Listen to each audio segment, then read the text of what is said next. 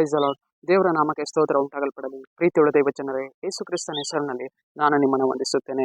ವಿಮೋಚನ ಕಂಡ 33ನೇ ಅಧ್ಯಾಯ 19ನೇ ವಚನದಲ್ಲಿ ವಾಕ್ಯ ಈ ರೀತಿಯಾಗಿ ಬರೆಯಲ್ಪಟ್ಟಿದೆ. ಯಾವನ ಮೇಲೆ ದಯೆ ಇಡುವೆನೋ ಅವನ ಮೇಲೆ ದಯೆ ಇಡುವೆನು, ಯಾರನ್ನು ಕರುಣಿಸುವೆನೋ ಅವರನ್ನು ಕರುಣಿಸುವೆನು ಎಂದು ವಚನ ಬರೆಯಲ್ಪಟ್ಟಿದೆ.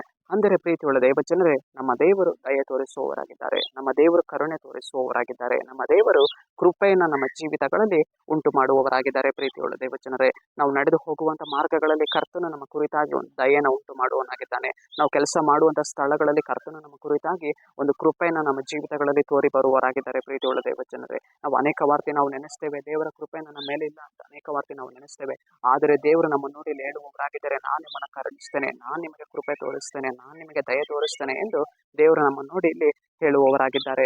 ಸರಿ, ನಾವು ಪ್ರಾರ್ಥಿಸೋಣ. ಅಪ್ಪ ದೇವರೇ, ನಿಮಗೆ ಸ್ತೋತ್ರ. ಈ ವಾಕ್ಯ ಭಾಗ ಸಂದೇಶವನ್ನು ನೋಡಿದವ ಜನಗಳನ್ನು ಮುಟ್ಟು ದೇವರೇ, ನೀನು ಅವರ ಜೀವಿತಗಳಲ್ಲಿ ಕ್ರಿಯೆ ಮಾಡಿ ನಿನ್ನ ದಯೆಯನ್ನು, ನಿನ್ನ ಕೃಪೆಯನ್ನು, ಕರುಣೆಯನ್ನು ಅನುಗ್ರಹಿಸು ದೇವ. ನಿಮ್ಮ ನಾಮಕ್ಕೆ ಸ್ತೋತ್ರ ಕರ್ತನೆ. ನಜರೇತಿನ ಯೇಸುವಿನ ನಾಮದಲ್ಲಿ ತಂದೆಯೇ, ಆಮೆನ್.